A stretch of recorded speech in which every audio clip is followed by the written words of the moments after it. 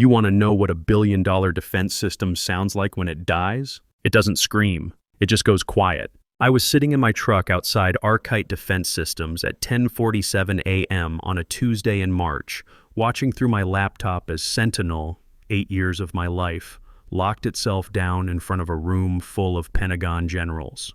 The countdown hit 0, the screens went dark, and Victor Castellano's career imploded in real time. The best part, he had no idea I was watching, or that I'd triggered the whole thing from my parking spot 12 blocks away. But I'm getting ahead of myself. Let me back up to 8:03 a.m., when Victor fired me for refusing to train his influencer niece how to handle national security. That's when this whole thing started, though honestly, I'd been planning for this day since the moment I started building Sentinel.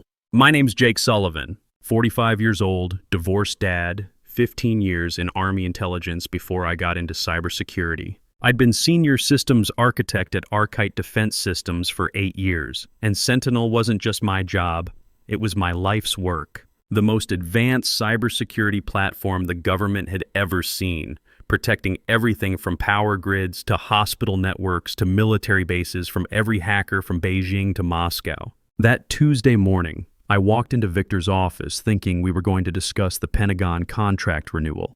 The meeting was supposed to be about expanding Sentinel's capabilities, maybe adding new threat detection algorithms. Instead, I found Victor pacing behind his mahogany desk like a caged tiger, sweating through his $5,000 Italian suit. Jake, sit down. No coffee offer this time. That should have been my first clue something was wrong. We need to talk about operational efficiency, he said. Corporate speak for we're about to screw you over. I'd heard that phrase before in my Army days when some Pentagon desk jockey wanted to replace American soldiers with cheaper contractors. I've brought in a consultant, Victor continued. Someone who understands the global marketplace, the new economy. That's when she walked in. Brianna Castellano, Victor's 24-year-old niece, dressed like she was heading to a fashion shoot instead of a defense contractor's office. I knew her from Instagram. 300,000 followers watching her drink green smoothies and pose with designer handbags in front of Daddy's Ferrari. Uncle Vic says you're going to show me the ropes, she chirped, already pulling out her phone to record.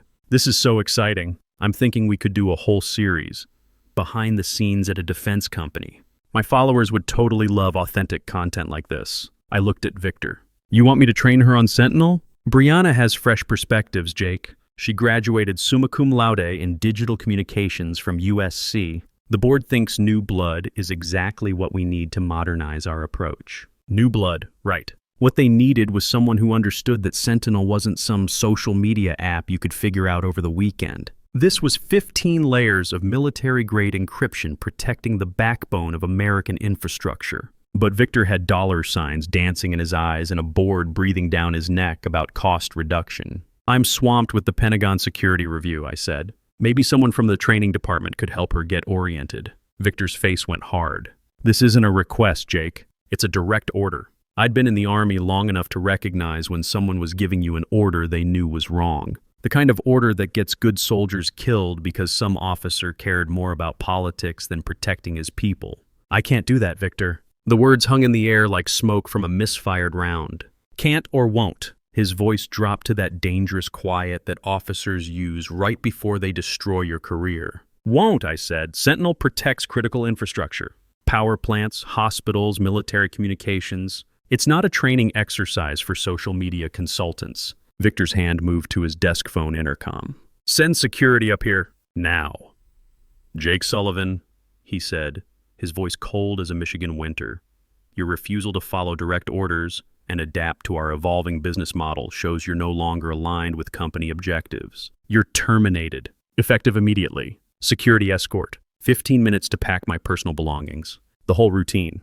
But here's what Victor didn't know. I'd been planning for this exact scenario since the day I started building Sentinel. See, when my ex-wife Sarah got breast cancer 5 years back, the medical bills nearly wiped us out. That's when I set up Sullivan Technologies, LLC with my mom, Dorothy, as the primary stakeholder. Every patent, every piece of core architecture, every critical component that made Sentinel actually work was filed under that LLC, not Archite. Perfectly legal, perfectly planned, and about to become Victor's worst nightmare. Rick Torres and Dale Murphy walked me down to my office. Two good guys who'd both served overseas and knew this whole situation stunk. In the elevator, I filled them in on what was really happening. "They're selling us out, boys," I said quietly. "Victor's got meetings scheduled with Chinese investors next week. Wants to license Sentinel technology to whoever writes the biggest check." Rick's jaw tightened. He'd lost 3 buddies to Chinese cyber attacks during his deployment in Afghanistan. Dale just shook his head and muttered something under his breath about corporate traitors. My office looked exactly the same as it had 2 hours earlier when I'd been a respected senior architect instead of escorted security risk. Pictures of Tyler at his baseball games lined my desk. Him sliding into home plate at last month's regional championship, him getting his MVP trophy, both of us at a Rangers game last summer. There was my old unit photo from Kandahar, the original Sentinel development team working 20-hour days in that converted warehouse we'd rented, and my coffee mug that Tyler had given me for Father's Day. World's okayest dad. 15 minutes to pack up 8 years of my professional life. I grabbed the personal stuff first. Photos, the mug, that small American flag Tyler had made me in 3rd grade. But what I really needed was already in my jacket pocket.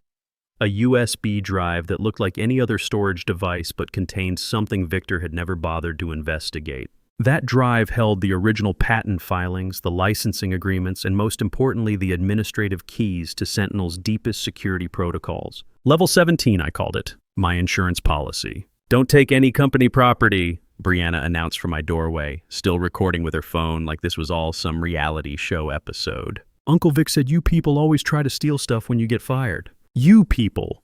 Like I was some kind of criminal instead of the guy who'd spent 8 years keeping her comfortable lifestyle safe from the people who wanted to destroy everything she took for granted. "Everything I need is right here," I said, patting my jacket pocket where the USB drive sat next to my truck keys. The walk to the elevator felt like a funeral march. Rick and Dale flanked me like honor guards, both of them looking like they'd rather be anywhere else. As the elevator doors closed, I pulled out my phone and sent a quick text to my core team.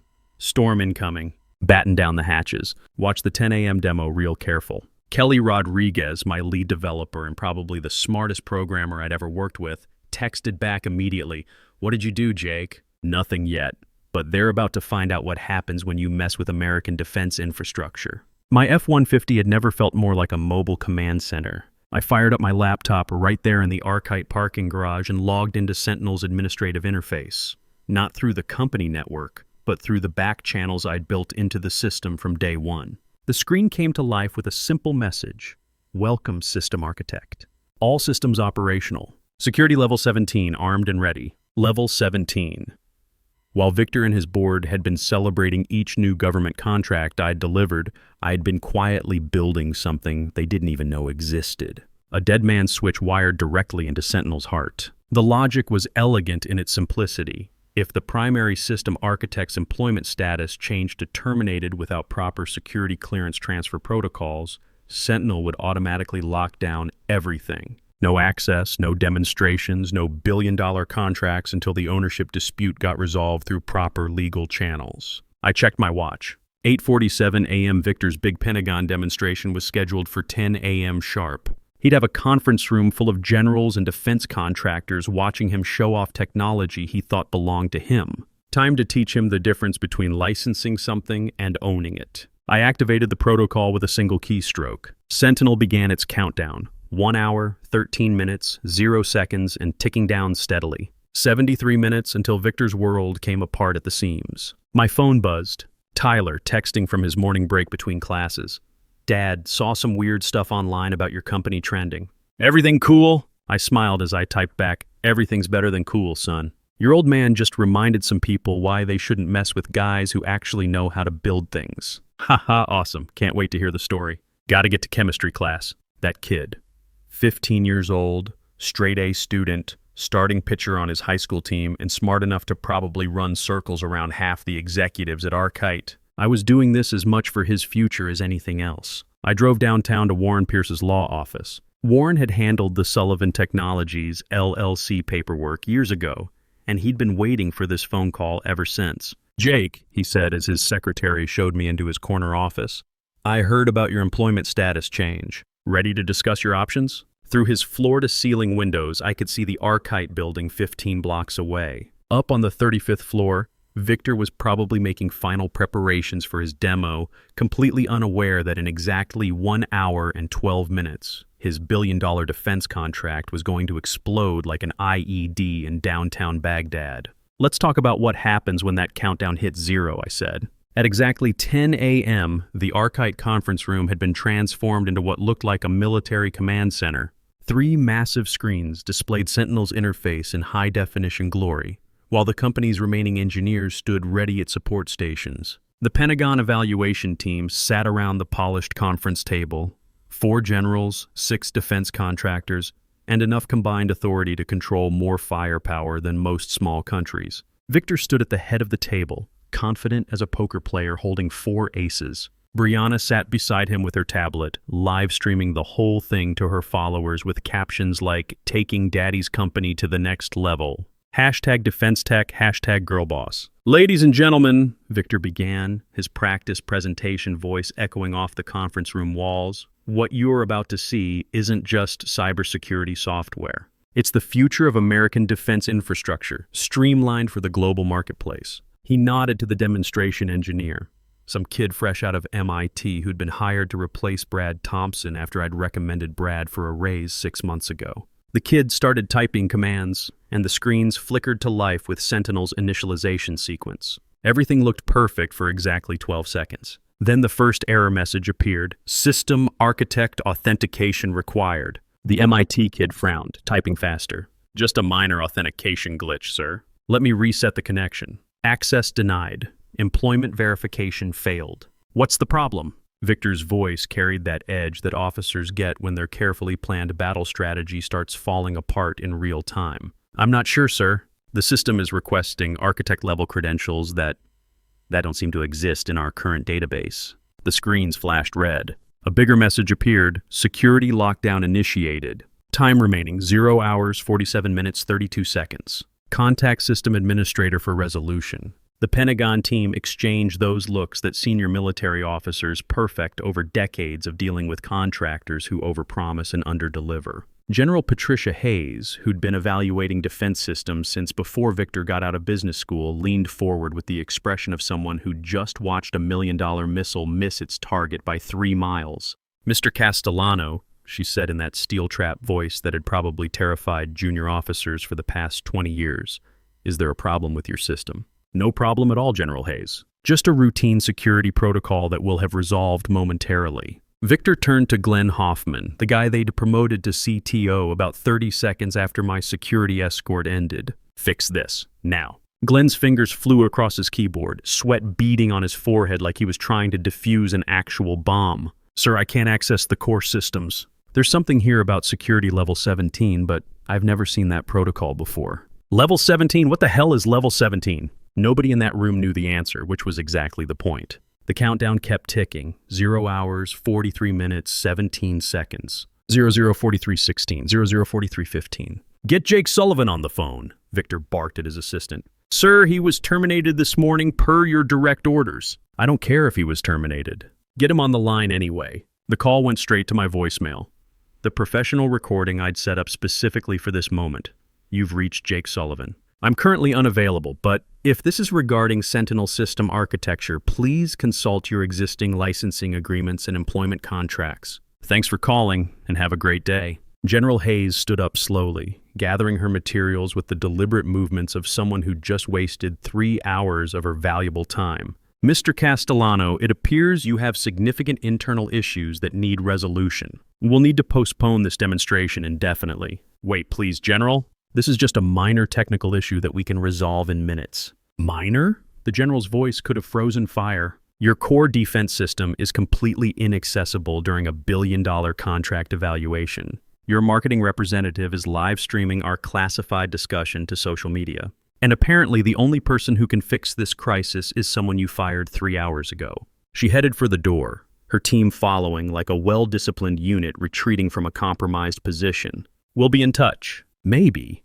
The Pentagon team filed out in crisp formation, leaving behind a conference room that felt like a tomb. The countdown hit 0 hours, 15 minutes, and Brianna's live stream was capturing every second of the disaster for her hundreds of thousands of followers. "Uncle Vic," she whined, finally lowering her phone as the magnitude of the situation started penetrating her social media bubble. Like, can't we just hire him back or something? Victor turned on her with the kind of fury that would have made a drill sergeant proud. Get out, now, and turn that damn phone off. She fled the room, her designer heels clicking rapidly down the hallway, but the damage was already done. Her live stream had broadcast Arkite's complete humiliation to the world. The hashtag #DefenseFail was trending within minutes. When the countdown finally reached 0, all 3 screens went dark simultaneously. Then a single message appeared in bold white letters: Sentinel system in protective mode. All access revoked. For licensing inquiries, please contact Sullivan Technologies, LLC. Authorized Representative Dorothy Sullivan. In the span of 2 hours, Victor Castellano had lost everything. The Pentagon contract was dead. Arkite's stock price was in free fall as news of the failed demonstration spread through defense industry circles. And Sentinel, the crown jewel technology that justified the company's entire valuation, was locked behind digital walls that only I controlled. My phone lit up like a Christmas tree with missed calls from Arkite's legal team. Warren Pierce texted me from his office. 15 attempts to reach you in the past hour. Should I return their calls? Let them sweat until after lunch, I texted back. I'm busy.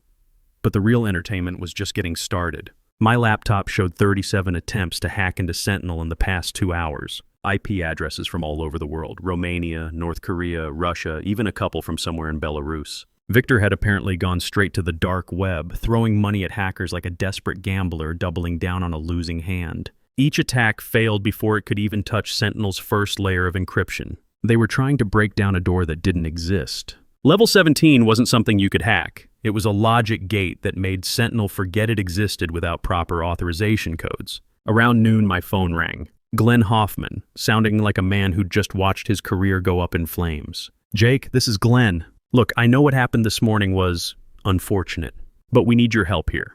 The entire system is down, and frankly, none of us understand the architecture well enough to troubleshoot it. System's working fine, Glenn. It's just not working for you. Come on, Jake. We both know this is about more than just your termination. You're absolutely right.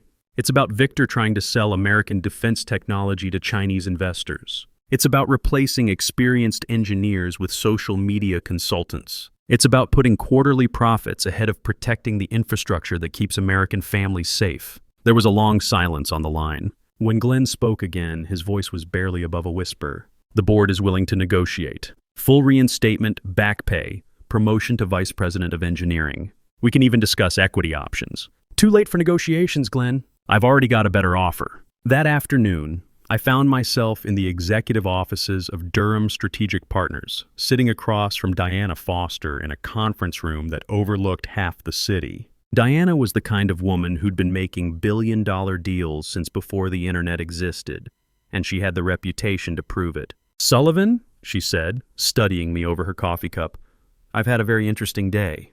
Richard called me personally after the Arkite demonstration. In 30 years of defense contracting, he said he's never witnessed such a spectacular system failure. Arkite disappointed him. No, she smiled with the sharpness of a combat knife. Victor Castellano disappointed him. Arkite is just office space and furniture. What we were interested in was Sentinel technology. And Sentinel, our legal team discovered this morning, was never really Arkite's to sell in the first place. She slid a tablet across the polished table. The screen displayed the original Sullivan Technologies LLC incorporation documents, with my mother's name prominently listed as primary stakeholder. Our attorneys have been busy since 11 a.m., Diana continued. Every patent, every core innovation that makes Sentinel valuable, it all traces back to your LLC. Arkite has been licensing technology they never actually owned. They had full usage rights, I said carefully, as long as certain employment conditions were maintained. Conditions that were violated at 8:03 this morning.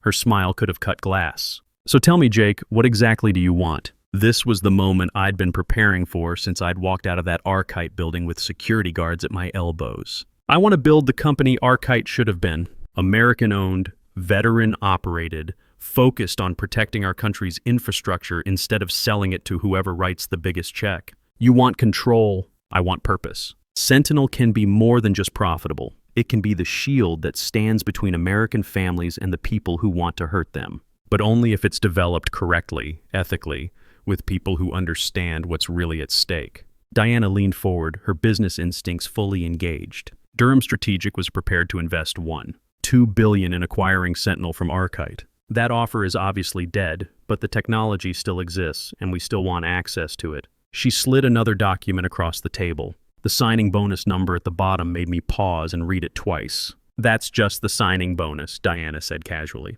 Your salary as chief architect would be separate, plus comprehensive medical coverage for your entire family. We take care of our people, Jake. I thought about Tyler, about the future I wanted to build for him in a world where cyber warfare was becoming as dangerous as conventional weapons. I thought about my core team at Archite, Kelly, Brad, Amy, brilliant engineers trapped under incompetent leadership. I thought about Victor's arrogance and Brianna's complete ignorance of what she'd been playing with. I have conditions. I wouldn't respect you if you didn't. First, I bring my team. Kelly, Brad, Amy, the people who actually built Sentinel with me. They deserve to see their work succeed under proper leadership. Done. Second, Sentinel's security protocols are non-negotiable. No backdoors for anyone, including government agencies, unless they follow proper legal channels. We protect everyone equally, or we protect no one at all. Agreed. Third, this launch needs to be public. When we announce Sentinel Global Systems, I want the entire defense community to know exactly who built this technology and who tried to steal it from American engineers. Diana actually laughed out loud. Jake, I like your style. Yes, we can definitely arrange that kind of public launch. We spent the next 2 hours working through details, with Diana's legal team joining us via video conference. By 5 p.m., the framework was complete. Sentinel Global Systems would be incorporated by morning. The patents would transfer smoothly from my mother's LLC, and Victor Castellano would wake up tomorrow to discover his company was worth about as much as a used pickup truck with transmission problems. As we wrapped up the meeting, Diana stood and extended her hand, something she apparently didn't do for many people. Jake, I've worked with hundreds of engineers and defense contractors over the years. The brilliant ones who can't execute, the driven ones who lack vision, the political ones who compromise everything for short-term gains. You're something different. What's that? Patient.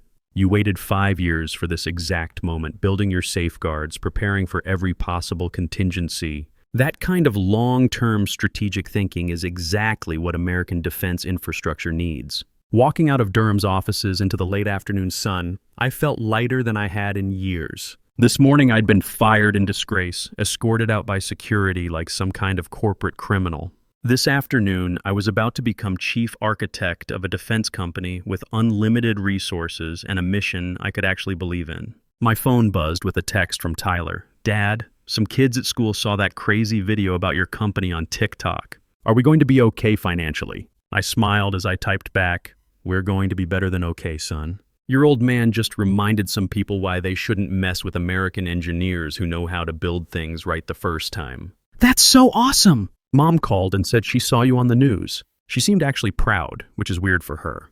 That made me laugh out loud. Sarah and I might not have worked out as a couple, but she'd always respected my work ethic and integrity. Maybe this would help Tyler see that sometimes standing up for your principles, even when it's difficult, is worth the risk.